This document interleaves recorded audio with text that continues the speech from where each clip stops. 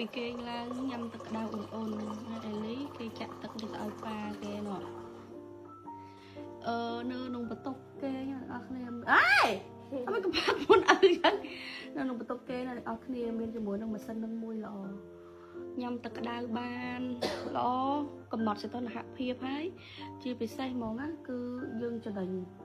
ដោយសារតែវាជាម៉ាស៊ីនចម្រោះទឹកយ៉ាខ្ញុំស្រឡាញ់ខ្លាំងមែនតើមកឲ្យមែនតើយើងទុកឲ្យមានកូនតូចអីទេណាអត់ទេយើងញ៉ាំជាលក្ខណៈគ្រួសារហ្មងញ៉ាំទឹកក្តៅគឺវាល្អងារគេអានេះយើងញ៉ាំមួយយើងចង់បិទភ្លើងហ្មងក៏បានដែរឃើញទេអានេះគេមានចាក់សោមែនជាកូនក្មេងបើកបានអេលីមិញតែបរៀនមិនបើកបានណា